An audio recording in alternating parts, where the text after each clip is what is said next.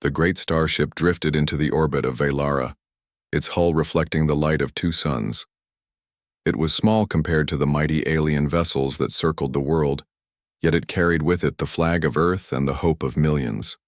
Inside stood Captain Elias Kane, a man chosen not for his strength of arms but for his steady voice and clear mind. Humanity had fought long wars against alien powers before, but against the Empire of Velara they stood no chance. Only words could decide their fate now. When the shuttle touched down upon the palace landing bay, Elias felt the weight of many eyes on him. Alien guards, tall and scaled with glimmering armor, raised their weapons in silent warning. He walked forward without fear, his boots echoing on the polished stone floor. Every step reminded him that he was alone among giants. The doors to the throne chamber opened and the sound of alien drums filled the air. This was not a welcome. It was a test. The throne room was vast, carved from crystal and metal, glowing with strange lights that seemed alive. High above, banners of conquered worlds hung like trophies. At the far end of the hall sat the queen herself, Seraphine, ruler of 1,000 systems. She was tall, her form graceful but sharp like a blade. Her skin shimmered like molten silver, and her eyes glowed with an inner fire that unsettled even the bravest warriors. Around her stood dozens of alien nobles whispering among themselves, ready to see this human broken or dismissed. Elias stopped at the center of the hall. He bowed slightly, neither too low to appear weak nor too proud to appear arrogant. He raised his head and met her gaze. For a long silence, the queen studied him. Her eyes narrowed, then widened, as though she was searching for something she had not expected to find. The courtiers grew restless, waiting for her to speak words of threat or command. Instead, she leaned forward upon her throne, her voice carrying through the hall both melodic and fierce. "Are you single, human?" she asked. The words echoed in the chamber. Every alien froze. The guards exchanged glances. The nobles whispered louder, their voices like a storm of confusion. Elias himself felt his heart stop for a moment.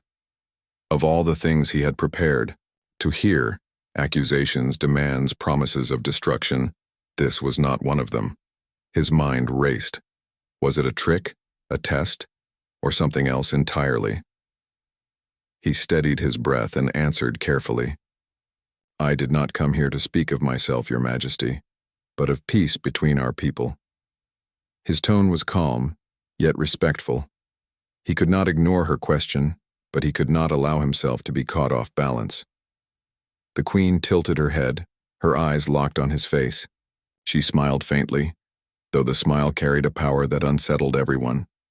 "Peace," she repeated softly, almost as though she was tasting the word for the first time. "Your kind seeks peace, yet you stand alone before me. Do you not fear death?" Elias straightened his shoulders. "Fear is natural," he admitted, "but it is not stronger than duty. My people believe that peace is worth any risk." His voice did not shake, though deep inside he felt the pressure of her gaze, a weight heavier than stone. The courtiers muttered again. Some scoffed at his words, calling him weak. Others whispered that the queen's question had revealed something unusual. No other envoy from another race had been treated with such curiosity. Most had been dismissed or worse. This human, however, had caught her attention in a way none had before. Queen Seraphine leaned back in her throne, her silver skin glowing in the light of the hall. She waved a hand, and silence fell. Her eyes never left Elias. "Strange," she said softly. "Of all the races I have conquered, only you dare to answer with such boldness. You are not what I expected." Elias remained steady. "Perhaps that is because humans are not what anyone expects." For the first time the queen laughed. The sound was sharp but not cruel, like music played on steel strings. The nobles shifted uncomfortably, uncertain of what this meant. The Yao. Queen's laugh was rare, and when it came, it carried meaning. She rose from her throne, her tall frame towering above everyone in the room. She descended the steps slowly, her gaze fixed on Elias. Each step echoed like thunder. When she stopped before him, she was close enough for him to feel the faint heat from her skin. Her eyes glowed brighter, and she spoke in a voice that only he could truly hear, though all around strained to catch the words. "Human, you may prove to be far more interesting than I thought." The chamber remained silent. Elias held her gaze, refusing to look away. In that moment he realized something powerful had shifted. The queen who ruled through fear and conquest had asked him a question no one could have predicted. It was more than curiosity. It was the beginning of something that could change the future of both their worlds. And though Elias did not fully understand what had just begun, he knew one thing for certain.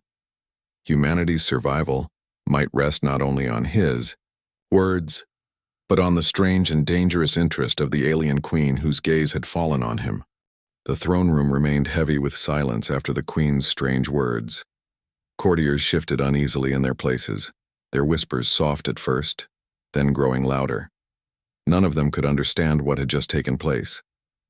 Their queen, feared across galaxies, had spoken not with threats, not with orders of war, but with a question that sounded more personal than political. To them it was almost unthinkable. For Seraphine, the conqueror of Velara, to ask a human such a thing was beyond belief. Elias stood in the center of the hall, keeping his composure even as the murmurs around him grew restless. He knew that every move he made, every word he spoke would be weighed heavily. He was the lone representative of his kind, a fragile line between survival and destruction. He had expected hostility. He had expected accusations. He had expected to beg for peace while the queen looked down on him with cold judgment. But this, he had never prepared for such a question. Still he remained calm even as his mind raced. She is testing me, he thought. This is her way of learning what kind of creature a human really is. If I stumble, I prove nothing. If I hold my ground, maybe she will see that we are not weak. The queen moved back to her throne, her long silver robe flowing behind her like liquid light. Her face remained unreadable, yet her eyes lingered on Elias longer than they should have. She sat once more and raised her hand. The chamber fell into silence instantly. Even the whispers of her nobles died in their throats. "Human," she said, her voice strong but measured. "You say you came for peace. Tell me then, what is peace to your kind? Is it simply the absence of war? Or is it something more?" Elias breathed slowly. He had been waiting for such a question, one that touched the heart of his mission. "Peace," he began, his voice carrying through the chamber, "is not only the end of fighting. It is the chance for people to live without fear. It is when a child can sleep without hearing the sound of weapons. It is when neighbors can meet without hate. Peace is not weakness. It is the strength to build instead of destroy." The courtiers sneered at his words, some shaking their heads in disgust. To them, strength was conquest. Peace was only the silence after victory. But the queen's expression remained calm. Her glowing eyes narrowed, studying him as though she was weighing each syllable he spoke. One noble, bold enough to step forward, raised his voice. "Majesty, do not be fooled. This creature dresses weakness as virtue. His kind has nothing to offer us. Their worlds are small. Their fleets are fragile. Let us crush them and be done with this charade." Others joined him, their voices rising in agreement. The sound filled the hall like a storm. But Seraphine lifted her hand, and silence struck again. She turned her gaze upon Elias, ignoring the protests of her court. "And what of fear, human?" she asked. "Do your people not fear us? Do you not fear me?" Elias did not flinch. "We fear you," he admitted honestly. "But fear does not rule us. If it did, I would not be standing here before you. My people are not fearless, but we endure. That is what makes us strong." The queen leaned back slowly, as if considering his words. Around her, the nobles exchanged uneasy glances. They could not understand why she gave this human so much of her attention. To them, he should have been dismissed or executed already. Instead, the queen seemed fascinated. After a pause, she spoke again, softer this time, almost as if speaking only to herself. "Strange. You remind me of something long lost. Elias did not answer, for he sensed that she was not seeking a reply. Instead, he stood tall, letting silence speak for him. Later, when he was escorted to his guest chambers, the whispers of the court followed him like shadows. Guards exchanged glances when they passed him, their eyes filled with curiosity or contempt. Some nobles whispered that the queen was bewitched by the human. Others believed she was testing him in ways no one else could understand. All agreed on one thing. Something unusual had begun, and it unsettled the empire. That night, as Elias looked out of the crystal window of his chamber, he thought of Earth. He imagined children playing in fields, families gathering at tables, soldiers guarding borders with hope in their hearts. He thought of the billions depending on him, unaware of the strange turn his mission had taken. The queen's question echoed in his mind, lingering like a puzzle with no answer. Oh, why had she asked something so personal, so disarming, when she could have demanded submission? He did not know. But he understood one thing. Her curiosity was a thread, fragile yet powerful. If he could follow it carefully, it might lead to peace. If he misstepped, it might lead to ruin. Far across the palace, Queen Seraphine stood alone at her balcony, gazing at the stars. Her court still argued behind closed doors, but she no longer listened. Her thoughts were elsewhere. For the first time in years, she had looked into the eyes of another being and seen something she could not explain.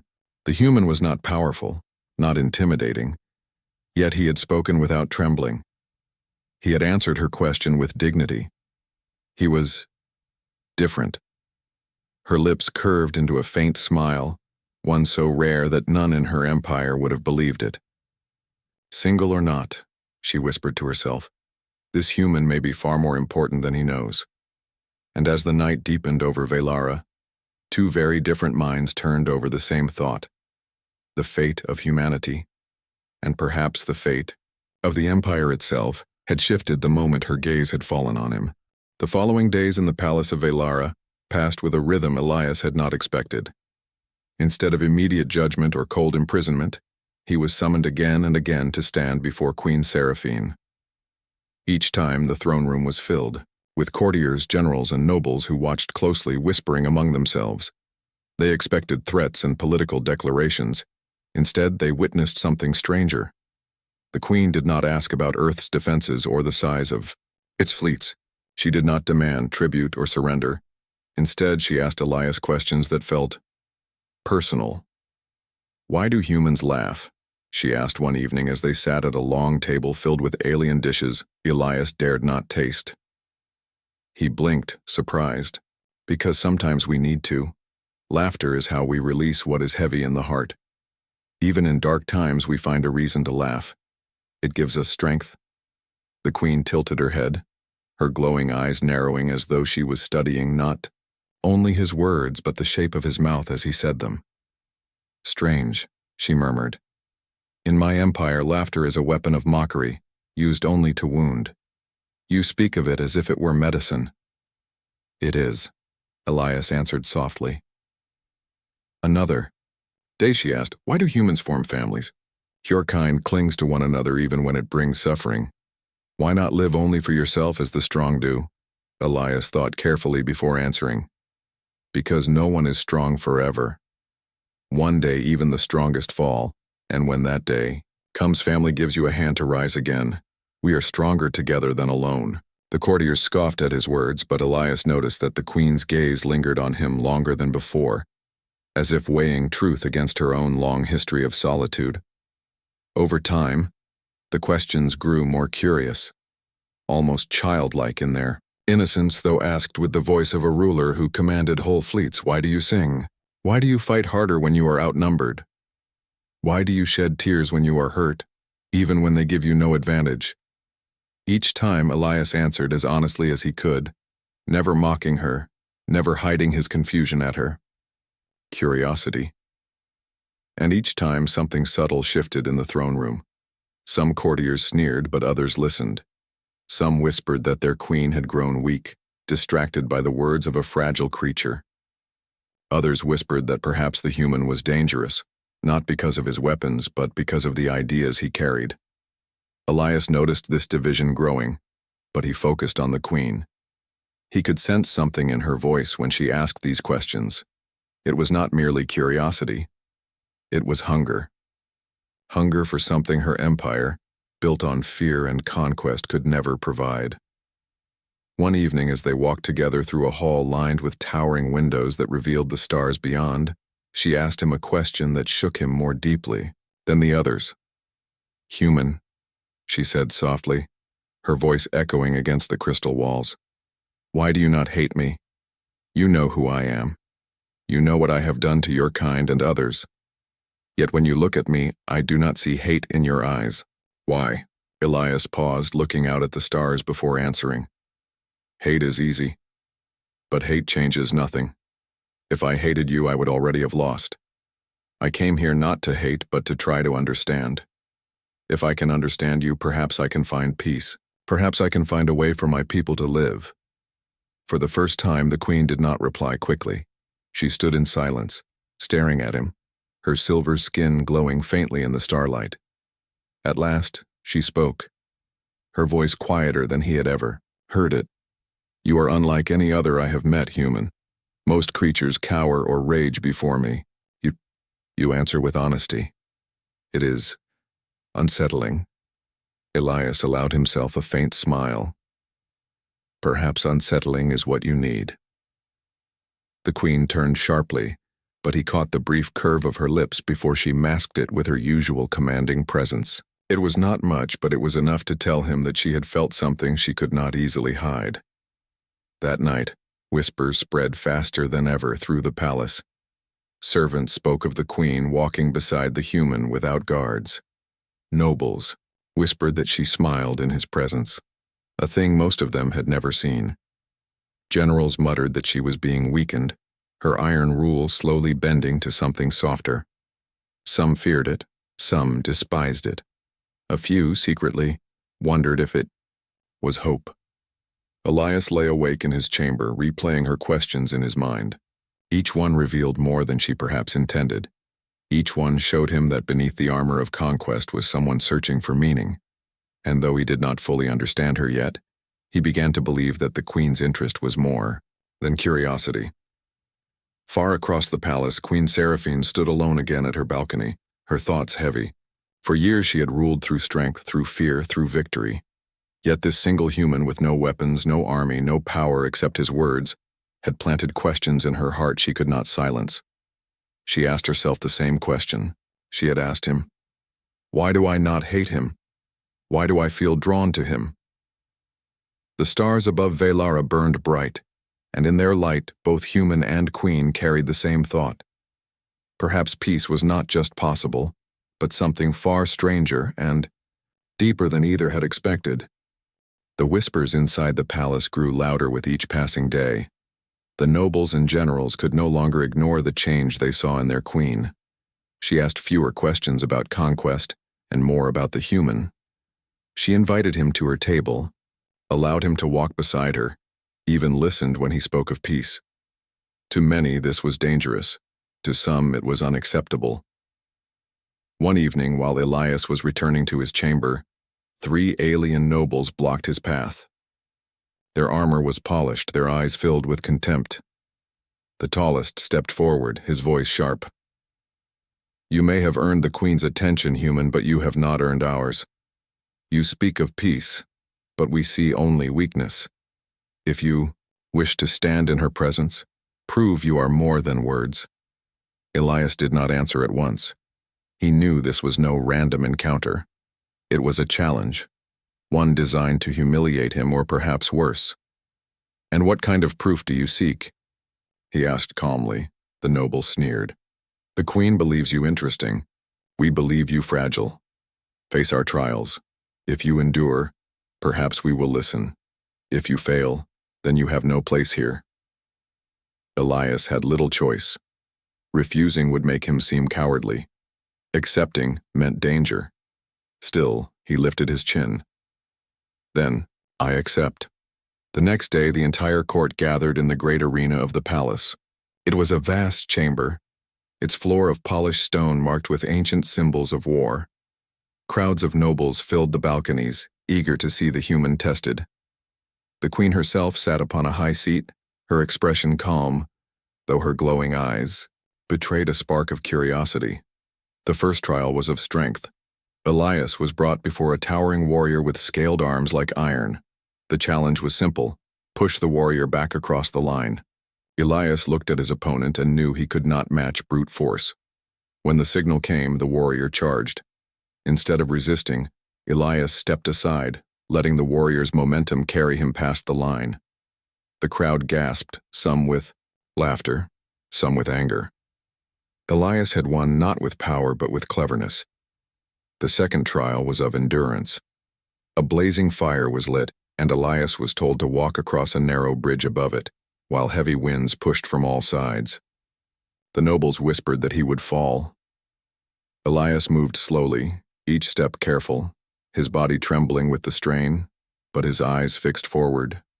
He thought of Earth, of children waiting for peace, of families who deserved safety. With that thought steady in his heart, he crossed the bridge and reached the other side. Sweat covered his skin, his breath was heavy, but he had endured. The third trial was of wit. A puzzle of shifting stones was placed before him, each one glowing with alien symbols. The nobles declared that no outsider had ever solved it. Elias studied it, his brow furrowed. He did not know the symbols, but he understood patterns. He traced them carefully, rearranging the stones not by their meaning, but by their rhythm. To the shock of the court, the stones aligned, glowing bright and forming a single harmonious shape. The crowd fell silent. The queen rose slowly, her silver robe flowing like liquid. She descended from her seat and approached Elias, her eyes glowing brighter than ever. 3 trials, she said, her voice carrying through the chamber. Strength, endurance, and wit, and you have passed them all, though not as others would. You fought without fighting. You endured without breaking. You solved without knowing. You are human. Her last word carried more weight than any title. The courtiers muttered in disbelief. Some shouted that it was a trick. Others argued that it was fate. But the queen silenced them with a single look. She turned back to Elias, her gaze softer than before. Perhaps I was right to call you interesting. Elias bowed slightly, though his voice remained firm. I did not come here to impress your nobles. I came for peace. If these trials prove anything, let them prove that humans are not weak. We fight differently, but we fight all the same. The queen studied him for a long moment before nodding. Perhaps you are right. That night the palace was alive with tension. Some nobles whispered that the human had won respect. Others swore he had poisoned the queen's judgment. The empire was divided more than ever. Yet one truth remained. Elias had faced their challenges and endured. He was no longer just a guest. He had become a symbol. In his chamber, Elias lay awake, exhausted but steady. He knew the trials were only the beginning. He had survived not because he was stronger than his opponents, but because he used what humanity had always relied on: cleverness, patience, and determination. He did not know if it would be enough to win peace, but he knew it had planted doubt in the empire's heart. Far above, in her private chamber, Queen Seraphine stood before a mirror of crystal. She replayed his words in her mind, his defiance, his endurance, his calm. For years she had believed only in conquest, yet this human had shown her a different kind of strength, one she had never seen before. For the first time she wondered if power was more than fear, more than weapons, more than war. And though she did not speak it aloud, one thought echoed in her heart. Perhaps this human is the answer I did not know I was searching for. The trials were meant to humiliate the human, but instead they raised him higher. Elias had stood in the arena and survived every challenge with cleverness and resolve. The queen herself had praised him, her voice carrying through the halls of the empire. From that moment, the palace was no longer the same. The nobles were restless. Some whispered that Elias had proven something rare. a strength not measured by power alone. Others muttered in anger, claiming he had bewitched the queen with words and tricks. In every chamber, in every corner, the same question spread. Why? Did the queen favor this human? Elias felt the shift. Servants bowed to him with hesitant respect. Guards watched him with suspicion, their eyes sharp as blades. In the dining halls, nobles debated openly, some praising his courage, others demanding his removal. The empire, once united in fear of its queen, was beginning to fracture under the weight of her interest in a single man. One evening, Elias was summoned again to the throne room. This time the air felt heavier, charged with tension. The queen sat tall upon her crystal throne, her silver skin glowing in the light of the chamber. Her gaze met his, steady and unbroken. Around her, the nobles stood in a circle, their voices rising in protest. "Majesty, this is madness," one shouted. "You honor him as though he were one of us.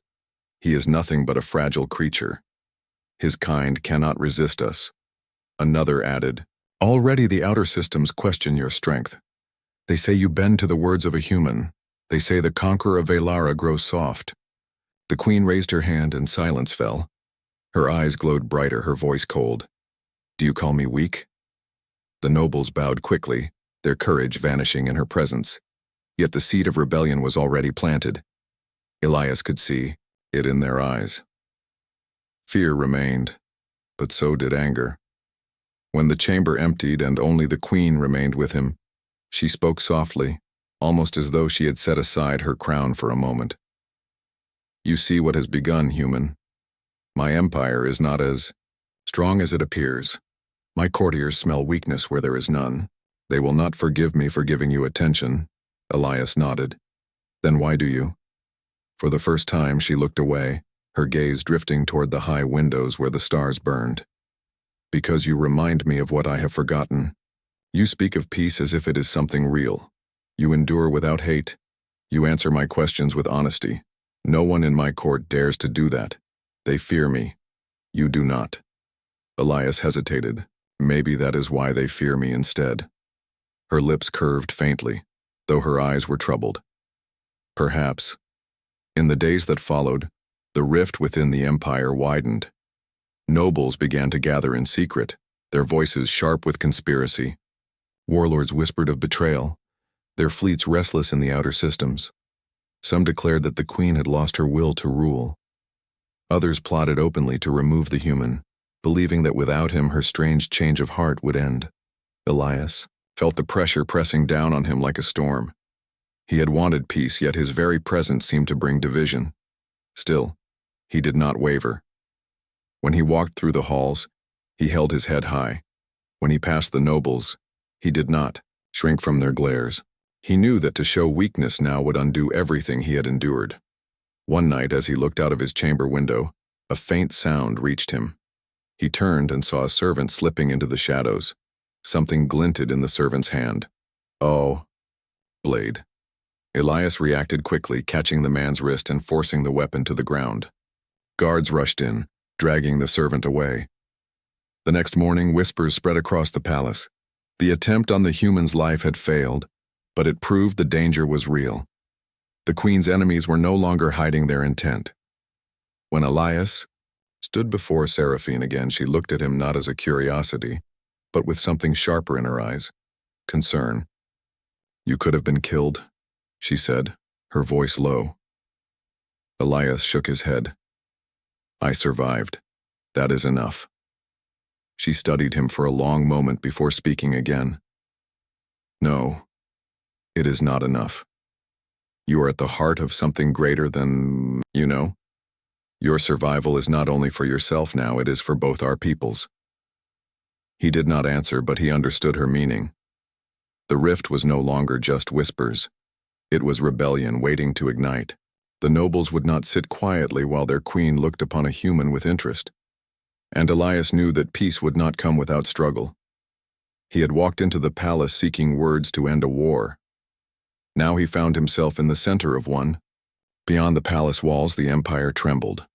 Warlords sharpened their blades, fleets prepared their weapons, and whispers turned to vows.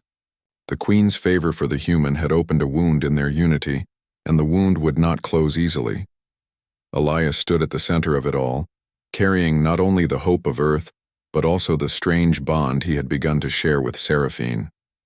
He did not know if it was trust, respect, or something deeper, but he knew one truth. The Empire would never be the same again.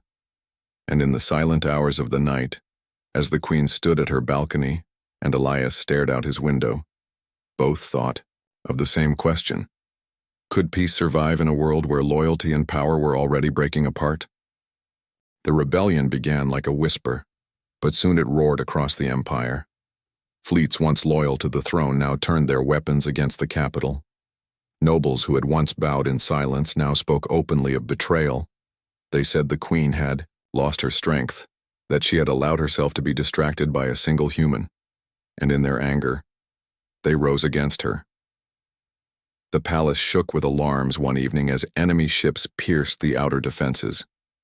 The skies of Velara burned with fire, the twin suns hidden behind the smoke of war. Soldiers rushed through the halls, their armor shining, their weapons ready. The courtiers who once whispered in comfort now fled in panic. The empire's heart was under siege. Elias stood in his chamber, hearing the distant thunder of battle. For a moment fear gripped him. He was only one man, far from Earth, caught in a war he had never wanted. Yet as the sound of footsteps filled the corridor, he straightened his shoulders. He could not allow fear to rule him. His presence had helped bring the storm, and now he had to face it. Guards arrived to escort him to safety, but Elias shook his head. "No, take me to the queen." They hesitated, then obeyed. Through halls filled with shouts and clashing steel, Elias was led to the throne room. There he found Seraphine, standing tall in her silver armor, her glowing eyes burning with fire. She was not only a queen in that moment, but a warrior, ready to defend her throne with her own hands. When she saw Elias, her expression softened for only a heartbeat. "You should not be here," she said, though her voice carried no anger. "I came because I should be," Elias replied. "If this war has begun because of me, then I will not hide while you fight it." The queen studied him for a long moment, then nodded. "Very well. Stand with me then." The battle soon reached the palace gates. The rebels poured inside, led by warlords hungry for power.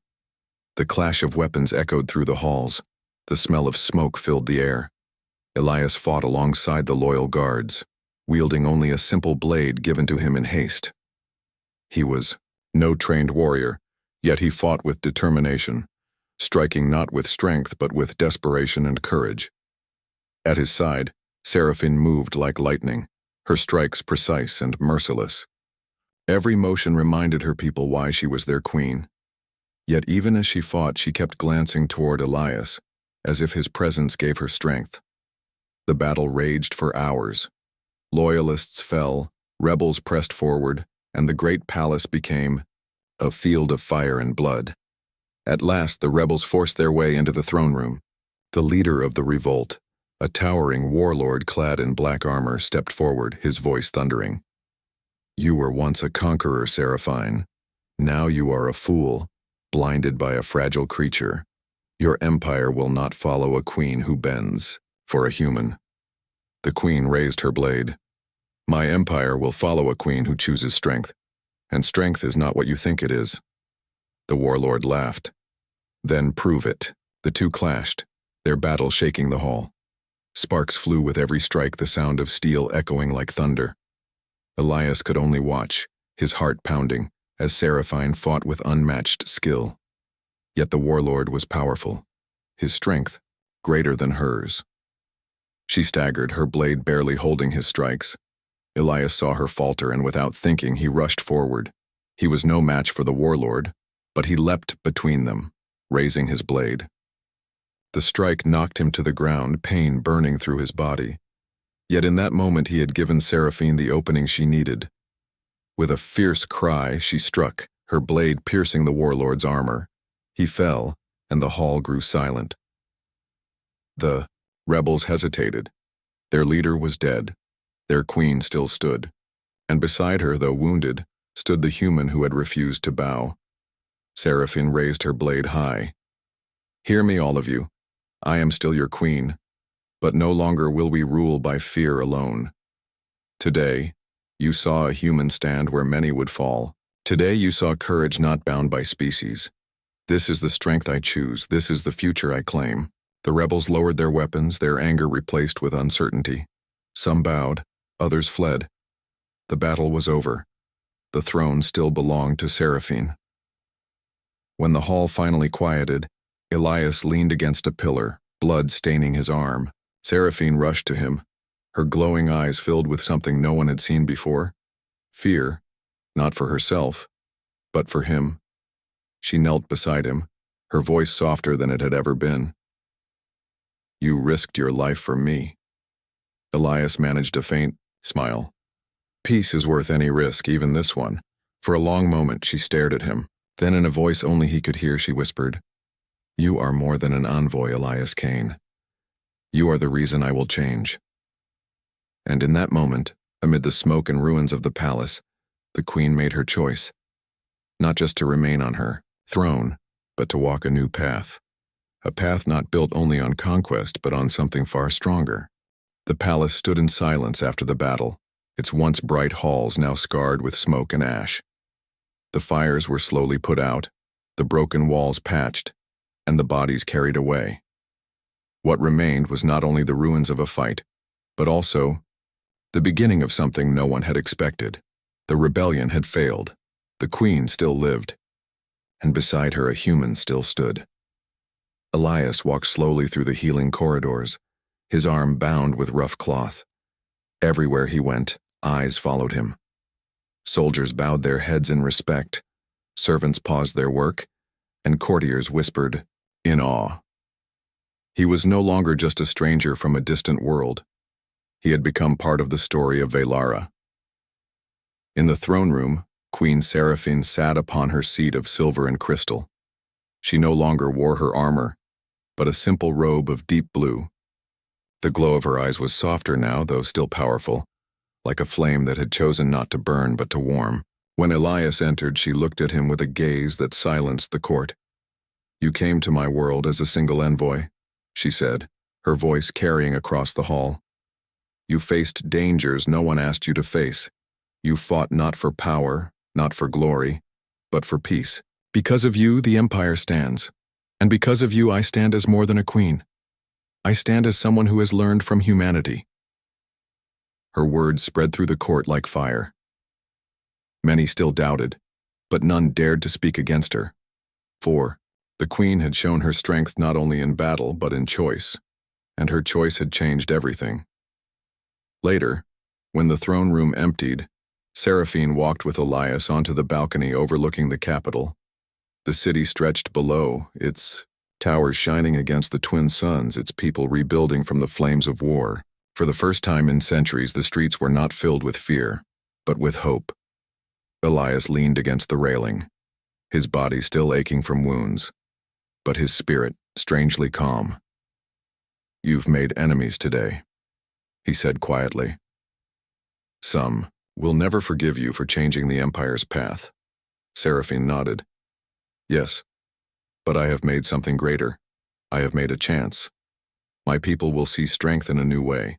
They will learn what you humans already know, that unity is stronger than conquest and compassion is not weakness. Elias looked at her, searching her face for any sign of doubt. He found none. Instead, he saw determination, and beneath it, something even rarer, trust. The queen turned to him, her voice softer. Do you know why I asked you that question the first day you came into my hall? Elias smiled faintly. It's not something I'll ever forget. But I still don't know why. Her eyes glowed as she studied him. Because when I looked at you, I saw something I had never seen before. A human stood before me with no army, no weapons, and no fear. You carried only words, yet those words held power greater than any blade. I wondered then if a bond was possible, and now I know it is. For a long moment, silence hung between them, broken only by the distant sound of the city below. Then, Elias asked quietly, And now that you know, what will you do? Seraphine's gaze did not waver. I will rebuild this empire. I will lead it not as a conqueror but as a guide, and I will not walk that path alone. If you will stand with me, Elias Kane, then I will face whatever comes. The words struck him deeply. He had never expected to be more than a negotiator, never dreamed that his presence could change the fate of two civilizations. Yet here he was, standing beside a queen who had chosen peace because of him. He took a slow breath, then nodded. I will stand with you. The queen's expression softened, and for the first time, she allowed herself a small, genuine smile. From that day forward, the empire began to change. The fleets that once spread war across the stars now carried envoys and builders. Treaties replaced invasions. Worlds that had lived in fear began to breathe freely again, and everywhere the story spread, of the queen who had asked a human a strange question, and of the answer that reshaped the galaxy. Elias remained by her side through it all, not as a ruler, not as a soldier, but as a symbol of what humanity could be. Where others saw weakness, he showed courage. Where others expected surrender, he offered hope. And though the path ahead was uncertain, one truth never faded.